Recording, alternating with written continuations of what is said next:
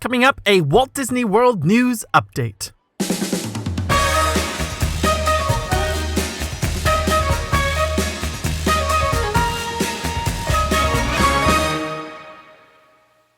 Hey guys, it's David here from Beyond the Kingdoms, and I've got a lot of news updates for you today from Walt Disney World. By now, we already know the basics. The Magic Kingdom and Disney's Animal Kingdom will open on July 11th, followed by Epcot and Hollywood Studios on July 15th. And when the parks reopen, there'll be social distancing markers everywhere, cleaning procedures will be enhanced, guests will have to go a temperature check before entering, and all guests ages 2 and up will have to wear a mask. But over the last couple of days, we finally got more specifics on how the parks will operate. So let's kick things off with a look at our top stories.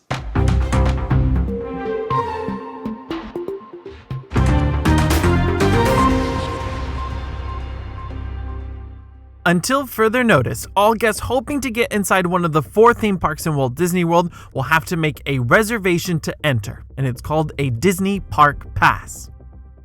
To obtain a park pass, you have to have a ticket linked to your account. So this is not a system where you reserve entry into the theme park and then buy your tickets afterwards. Those tickets have to be in place first. Now, as of right now, if you don't currently have a ticket or annual pass, you cannot purchase one, but I'll talk about that a little bit later. But when you can start booking these park reservations depends on the type of ticket you have and if you have a hotel reservation. Just yesterday, all guests who had existing hotel reservations got their first crack at obtaining theme park reservations. And this also became available for annual pass holders who have hotel reservations already in place. And I would like to add that this is only available on Disney's website, not the My Disney Experience app. On June 26th, which is this Friday, if you're an annual pass holder without a Disney hotel reservation, you can start making theme park reservations. But there is a catch. You can only ever have 3 days worth of a park reservation at one time. And then finally, on June 28th, everyone else who had an existing park ticket can make their theme park reservations. So this is specifically if you already had a single day or multi-day ticket, but had no hotel reservation on Disney property. So a recap, if you already have your hotel reservation for 2020 and you have a ticket or annual pass already on file, you can make theme park reservations right now. If you have an annual pass but you don't have a hotel reservation in place, you'll have to wait until Friday to make your theme park reservation, and you can only make 3 days worth of reservations at a time. And finally, if you already have a ticket in place for 2020 but you don't have a Disney hotel reservation, you can make your theme park reservations starting on Sunday. And for you guys, the amount of reservations you can make is all based on your tickets. So if you've got a 1-day ticket, you can only make 1 theme park day reservation. And if you have a 4-day ticket, you should be able to make 4 reservations. And if you're a pass holder with a room reservation in place already, you should be able to book the same number of theme park reservations as the length of your stay. So for example, if you have a 5-night stay booked, you should be able to book 6 theme park reservations, not that normal 3. However, I have seen cases where people are having glitches with this. And finally, I want to point out that with this new theme park reservation system in place, there is no park hopping allowed until further notice. You can only visit 1 park per day. And I highly recommend you double check park opening times because they have been reduced and there will be no extra magic hours. Animal Kingdom, for example, will be open from 8 a.m. to 6 p.m. on most days. Magic Kingdom will close at 7. Hollywood Studios will now usually close at 8 but open at 10. And Epcot will be open daily from 11 a.m. to 9 p.m. So make sure you plan accordingly. Now, once inside the parks, not everything will be up and running for the foreseeable future. We already knew that character meet and greets wouldn't happen, as well as parades and fireworks. However, there will be a mini character cavalcade at each park. So basically, the physical rides and attractions are what's going to be open. And remember, FastPass Plus has been suspended for now. Now, with major entertainment not taking place and only the rides being open, some have been left to wonder what will specifically operate. What classifies as a ride and what classifies as a show. I'll leave a link in the description below with all the specifics, but let me at least say this. Even though select shows are not happening, animatronic shows will be open. So everything from the Tiki Room in Adventureland to Lightning McQueen's Racing Academy at Hollywood Studios will open with the parks. It's the shows with live actors that will not take place. So for example, things like Monsters Inc. Laugh Floor at Magic Kingdom won't open, nor will Turtle Talk with Crush over at Epcot. So this is a big blow to places like Hollywood Studios, where things like Indy and the Frozen Sing-Along will not operate. However, the new big e-ticket attractions like Runaway Railway and Rise of the Resistance will open with the parks, and it looks like there'll be no virtual queue or single riders. Everything's standby. Other attractions that will be open, despite somewhat falling under that entertainment category, are films such as the ones found at Epcot, animal trails throughout Animal Kingdom, and Spaceship Earth will definitely be open despite its original plan to go down for a major overhaul back in May. So it looks like the current version of the attraction will not be going anywhere anytime soon. A few other strange nuances not opening up right away are Primeval Whirl over at Animal Kingdom and the Beauty and the Beast Sing-Along at the France Pavilion, despite the fact that Impressions of France will open. Playgrounds will not be available, so this includes things like the Casey Jr. Splash and Soak Station and Storybook Circus. And finally, the new attraction, Remy's Ratatouille Adventure, is currently not scheduled to open this summer. Now, with all of this news, you probably have some questions when it comes to tickets. Now, since character meet and greets are not going to happen for a while, there's a whole new theme park reservation in place, and the simple fact that COVID-19 cases are on the rise in Florida, I think some of you may be thinking it's not worth going to Walt Disney World anytime soon. So if you had tickets purchased already or you have an annual pass in place, you may be wondering what are some options you have for the next steps. Well, here's a few more updates for you. If you already had some tickets purchased, as in single-day or multi-day tickets, that were originally meant to be used between March 12th and July 10th, you now have the option to use these tickets at any point between when the parks reopen in July and September 26, 2021. So if you only have tickets purchased and you're thinking, hey, maybe I'll just push my plans back to next summer, this is totally an option and there's nothing further you have to do. And I do believe this option is open to those who have date-specific tickets for later in 2020, but don't quote me on that. Now, if you added things like the Park Hopper option to your ticket, I would contact Disney directly to explore your options and possibly getting a refund for this. The number to call is 407-566-4985. But please know that if you are thinking of using tickets later this year or next year in 2021, Disney may lift park hopping restrictions in the future, and you can use that add-on feature when that time comes. But I think it's safe to assume that park hopping will not be allowed at least through the fall. Now, if you're an annual pass holder, Disney has stated that everyone, no matter if you're on the payment plan or you already paid in full, you will get a 1-month extension to your pass. However, this new extension will not happen until October. So your new expiry date will not be visible on your ticket in your account until that point. But if you're a pass holder and you're still thinking, I don't want to go to Disney with all of these new restrictions in place, you have two options. But if you paid for your pass in full already, you can call Disney right now and ask for a partial refund in lieu of this extension. You essentially are being given the option to end your contract early and get some money back. The number to call to do that is 407-939-7277. If you're on the monthly payment plan, things are a little bit more complicated. First, we must remember that monthly payments stopped in early April. If a payment was taken out between March 13th and that early April date, you should have seen a refund by now. Payments will now resume on July 11th on your regularly scheduled payment date. But another thing to remember is that back in April or May, I believe, you were given some options regarding postponing payments. One option you had was to simply stop payments during the months the parks were closed, and your original expiry date would stay in place. So essentially, instead of making your 12 full monthly payments, you skip the payments that the parks were closed, and things would end when they were originally scheduled to end. That's it. The second option was to simply postpone payments. For you guys, obviously payments also stopped while the parks were closed, but you were agreeing to resume them when the parks reopened and continue paying what you were meant to pay. And if you did this option, you'd get a new expiry date that would be extended by the number of days the parks were closed, which we now officially know was 4 months. So if you went down this route, you would still pay what you originally agreed to pay, and you would still essentially get 12 months of use. There would be just this big pause right in the middle between March and July.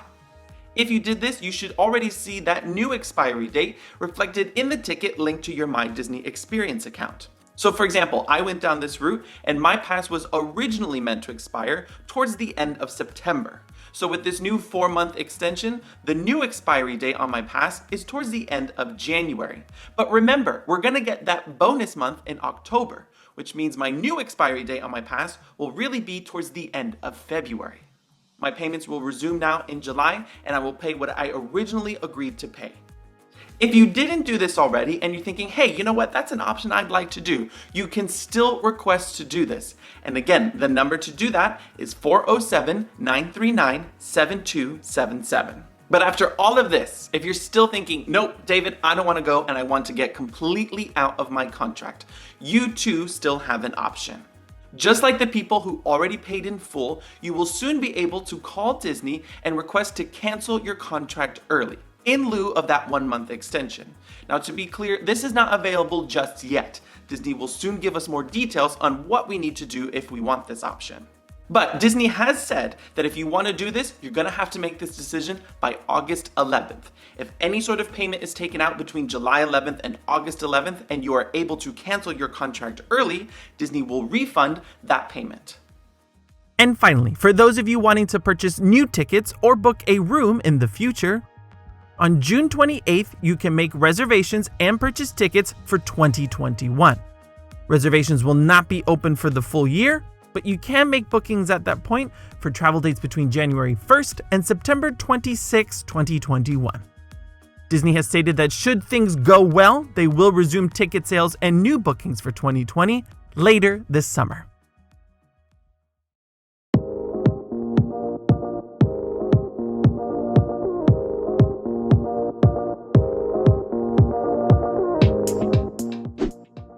Now, I've got a few more updates for you in today's news episode, but before I do that, I have a little announcement to make. A couple of weeks ago, I launched my Creator Spotlight series, introducing you guys to some great content creators from the theme park community. And the first was Corliss, who was previously a Disney Parks Mom panelist, and now runs her own blog and podcast called Your Disney Homegirl. And today, I'm very excited to announce that Corliss will be joining me in a special Q&A episode next week on Tuesday, June 30th. You guys know that I tend to do a Q&A twice a year, answering all of your Walt Disney World questions. But this time, it will be extra special since I have a very knowledgeable guest joining me. Corliss is a mom of 2 who's traveled to Disney World dozens of times and has also done several Disney cruises. So if you have any questions for either of us, you can leave a comment below with your question or send us an email at beyondthekingdoms@gmail.com. I am sure that after today's episode, you'll have lots of new questions, so feel free to send them our way. And if you're planning a trip for 2021 or beyond and just have some more generic questions, those are more than welcome too. As well as questions regarding Universal Orlando, since I started covering it in recent months. Again, you can submit a question by leaving a comment below in this video, sending an email, or sending either of us a direct message on Facebook, Instagram, and Twitter.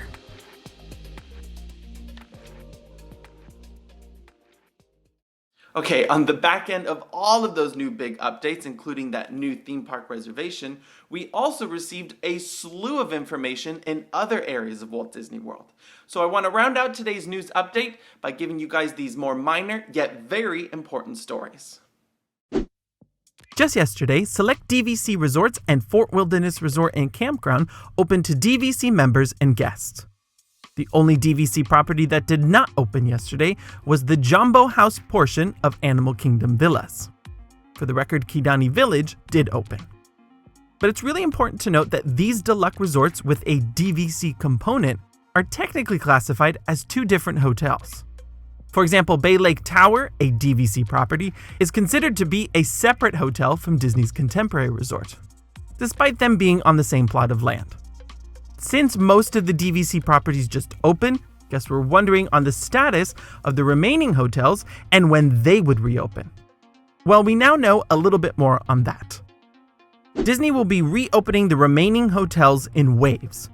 To be specific, the Jumbo House side of Animal Kingdom Villas, the Contemporary, and Pop Century will open on July 10th. Disney's Caribbean Beach Resort will welcome guests on July 29th, followed by the Polynesian and Art of Animation on August 12th, Yacht and Beach Club on August 24th, the Grand Floridian on September 21st, the Boardwalk on October 1st, and Coronado Springs on October 14th. To be clear, this is for guests who already have existing reservations. This is not open for new bookings. But this does leave some holes. For example, there's no official reopening date right now for all three All-Star resorts, both sides of Port Orleans, and I think the original portion of Wilderness Lodge. I don't know, that one's a little bit unclear. I know that the villas have opened there, but not the main hotel. Now keep in mind, these opening dates can all change, and Disney announced that dates for All-Stars and Port Orleans could come soon. But if you had a booking at one of these resorts before their announced reopening date, I would call Disney to see what's going on. You might be moved to another resort, and it's all very unclear, and I think it's just all on a case-by-case basis. But it is worth mentioning that when the hotels reopen, there'll be enhanced cleaning procedures before you arrive, and Disney is highly recommending guests to do online check-in prior to arriving, to avoid the need to go to the actual reception area. Recreational activities such as pools may be open at your resort, but they will be at reduced hours. But things like the playgrounds, the arcades, and spas will definitely be closed. In terms of transportation when the parks reopen, guests are going to have to really pack some extra patience. All modes of complimentary transportation will reopen. Everything from monorails to buses, boats, and the Skyliner will transport guests from their hotel to the parks. But again, to comply with social distancing orders, the capacity on these modes of transportation will be reduced. And that means travel time will surely take longer than normal. If you have a car, driving to the parks yourself will no doubt be the most time-saving option.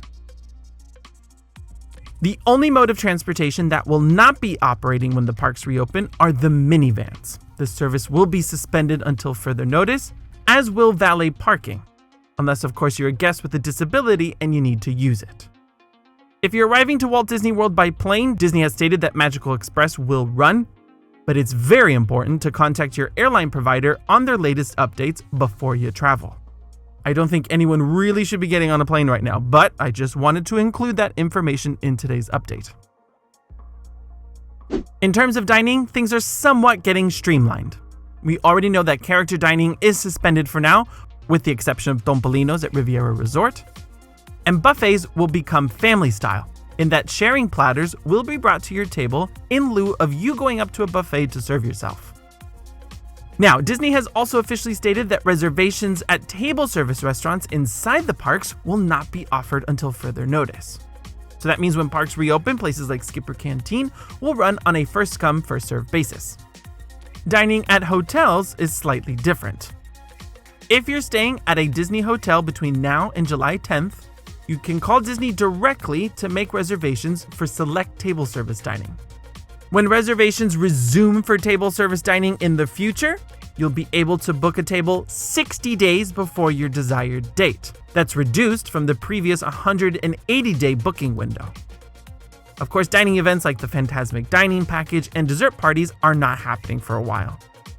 And at quick service locations, both at the hotels and the parks, guests will be highly encouraged to utilize the mobile food order system and use cashless forms of payment such as Apple Pay or your Magic Band. Okay, next is PhotoPass. Disney has said that PhotoPass photographers will be available when the parks reopen, although I imagine it will be at reduced numbers. Photographers will still take pictures in places like in front of the castle and scan Magic Bands or park tickets to link your photos to your account. But they will no longer take photos for you with your camera. If a PhotoPass photographer has a prop like those signs we've seen during special events, it will be cleaned in between guest usage. And if a location has a bigger prop, I guess like this one from the Christmas party, photographers will ask you not to touch the prop if that's possible. In terms of shopping, a little more than half the stores will reopen with the parks. However, I have noticed a few exceptions. For example, Savi's workshop at Galaxy's Edge will not be open for now. However, other unique shopping experiences like Droid Depot will be open. And of course, the large stores near the park entrances like the Emporium will be the best one-stop shop for all your merchandise needs. But I will link to more details in the description below. Dressing rooms will not be available at the stores, and package delivery will also not be available. So if you're one of those people who tends to send your souvenirs to the front of the park to pick up later or send it to your room, that will no longer be an option. But Disney will deliver souvenirs to addresses in the United States. Disney has stated that pin trading will be available at select locations where you can trade pins to those that are on a giant board for display. So that means pin trading with cast members who have those pins on their personal lanyards will not be allowed. And finally, in another round of updates, we now officially know that Mickey's Not So Scary Halloween Party is canceled for 2020, as is H2O Glow Nights at Typhoon Lagoon. Smaller add-on experiences like the private tours and Bippity Boppity Boutique are suspended until further notice. Now, Disney has said that they have no official statement right now on whether or not the Christmas party or other holiday events will take place later in 2020. But I speculate that these will probably get canceled too. For the record, tickets to Very Merry Christmas Party have not gone on sale yet. And if you did make a previous purchase to the Halloween party, you can contact Disney to get a refund now. And one last mystery on my mind are the water parks. Disney has made no real official announcement if or when Blizzard Beach or Typhoon Lagoon will reopen. But according to their website, both locations have scheduled opening hours starting on July 11th. So your guess is as good as mine. Now, for those of you staying at home, we have some new titles coming to Disney Plus in July. First, we have the critically acclaimed musical Hamilton coming to the streaming platform just in time for Independence Day on July 3rd. This will be a previously filmed performance of the Tony-winning show, starring Lin-Manuel Miranda and an incredible cast of actors telling the story of our founding fathers in a way you've never seen before.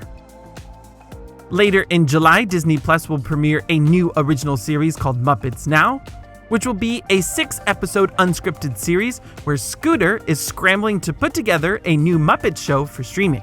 This will premiere on Friday, July 31st.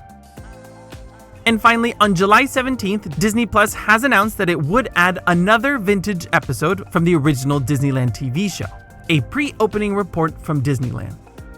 Now, I say this with hesitation because they have previously announced other episodes from the original show to come to the platform, but they have yet to really release them. We were supposed to have episodes like when Disneyland goes to the New York World's Fair by now, but they still have not arrived to the platform. So whether or not this new episode will indeed make it on July 17th is completely up in the air. So there you have it, friends, your Walt Disney World News update for Tuesday, June 23rd. I know that I just unloaded a tremendous amount of information on you, and things could change at any moment, and I probably left something out. But if you do still have some questions, please submit them, and Corliss and I will do our best to tackle them in next week's Q&A episode. But before I leave you, I just want to say by doing this video today, I neither encourage or discourage anyone from going to the parks, because that choice is truly yours. But if you do decide to go in the coming months, please just follow the rules, wear a mask, and treat your fellow Disney fans with some kindness. But above all else, treat your cast members with the utmost respect. The success of how all of this goes is really down to you and how you treat others. So please just do the right thing. It's not that hard.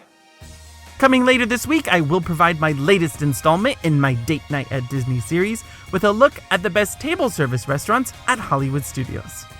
But until next time, thanks so much for watching, stay safe out there, and remember, if you can dream it, you can do it.